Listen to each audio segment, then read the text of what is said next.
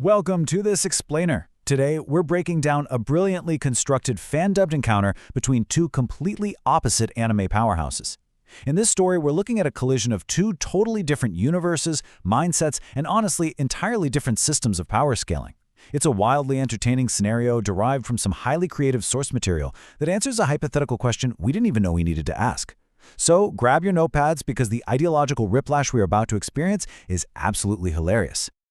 Okay, let's dive into this. What happens when you pit a literal god of the ninja world against a guy in a simple yellow jumpsuit? I mean, on one side of this clash, we have a being whose very name has struck fear into nations for generations. His motives are dark, they're complex, and they're tied to the very fate of reality itself. And on the other side, well, we have a hero vastly more concerned about getting to the local supermarket before the weekend grocery sale ends. This setup is just the perfect recipe for comedy, completely flipping the dramatic tension of a high-stakes, end-of-the-world battle right on its head. Section 1. Clash of Two Worlds. And this brilliantly illustrates just how unbridgeable the gap between their characters really is. Madara's goal is grand and tragic, you know? He wants to forcefully erase all of the world's pain, even if it requires bloody sacrifice to achieve it. Saitama's goal? Well, he's just a hero for fun. His immediate pressing priority is finding those sweet discount offers. It's the ultimate contrast in storytelling. You've got this sweeping, apocalyptic ambition crashing right into everyday, mundane apathy. Naturally, this creates a fantastic straight man versus funny man dynamic. Madara is taking himself entirely too seriously, proudly declaring himself the god of shinobi. He actually manages to sense this overwhelming power radiating off Saitama and immediately tries to recruit this strange bald man as his disciple. And how exactly does our hero respond to this intense villain monologue? He completely ignores the apocalyptic offer and simply critiques Madara's long hair, wondering why on earth this guy is trying so hard to look cool. Section 2. Madara's Dangerous Dream. At this point, Madara speaks with chilling conviction. He says, "I will recreate this world, a world without pain, a world only of love." He delivers this incredibly impassioned speech about human helplessness. He explains the agonizing necessity of sacrifice and details his master plan to use a massive genjutsu, this world-encompassing hypnotic illusion, to fix a deeply broken reality. It's a seriously tragic villain motivation, delivered with total sincerity, demanding to be taken seriously. But since his profound words aren't exactly working on his surprisingly blank-faced opponent, Madara decides to switch to a terrifying show of force. To demonstrate his godlike supremacy and physically prove his point, he literally pulls a massive, catastrophic meteor right out of the sky with the sole intention of crushing Saitama into dust. This is your classic apocalyptic threat. Entire cities, maybe even continents, are meant to be wiped out by an attack of this magnitude. The dramatic tension at this moment is absolutely off the charts. So, how exactly does Saitama react to a city-destroying space rock hurtling towards his face at breakneck speed?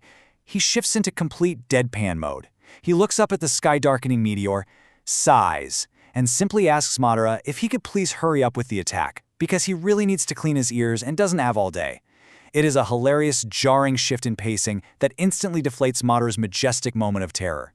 Section 3. Face-Off of Superpowers. Up until this point, Madara has been an untouchable god, so he is genuinely astounded when the dust settles and Saitama just stands there, completely unfazed, without a single scratch on his bright yellow suit. Refusing to accept this impossible reality, Madara starts furiously escalating his attacks. First, we saw the giant meteor drop.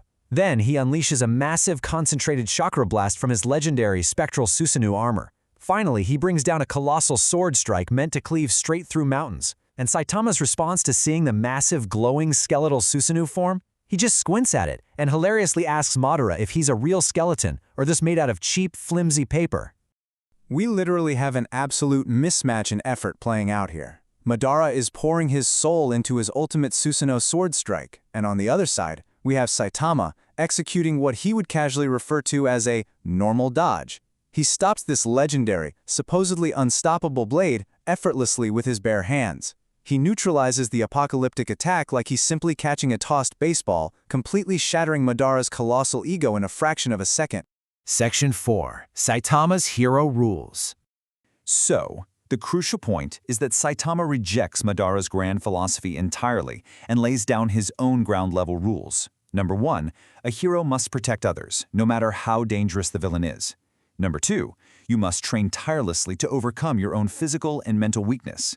And number 3, you have to conquer your own inflated ego. By laying down these strict rules, Saitama abruptly flips the script and forces the mighty Uchiha to become his brand new student. Section 5. Construction of the shopping mall.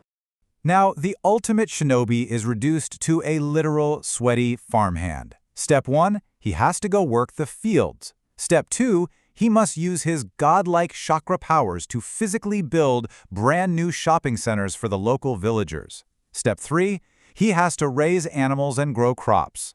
Saitama firmly insists this is the absolute only practical way for Madara to truly understand the sheer amount of manual labor it takes to painstakingly build the very infrastructure he so carelessly destroys. But here is the ultimate punchline of the source material. Saitama's true motivation for this entire fight is finally exposed. He doesn't actually care about grand ideals or saving the world from philosophical tyranny. No, he is furious about the collateral damage solely because when a city gets wiped out, it ruins all of his upcoming supermarket discount opportunities. Madara is just left in stunned bewilderment, desperately trying to process how a being with such terrifying power only cares about securing grocery store coupons. And the humiliation for Madara is fully complete when a familiar face suddenly shows up. Naruto wanders right into the middle of the scene. Madara, formerly the most feared and respected man alive, is now so thoroughly embarrassed by his new, lowly life as a construction worker in training that he frantically tries to hide his face.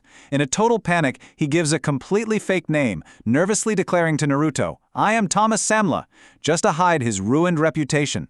Which leaves us with one incredibly lingering question. What on earth happens next, now that the apathetic Saitama, the oblivious Naruto, and the deeply humiliated Thomas Samla are stuck together in this bizarre new reality? It's a hilarious endpoint that perfectly highlights why these creative crossovers are so incredibly fun to explore and analyze. Thank you so much for joining me for this explainer, and until next time, keep exploring the unexpected.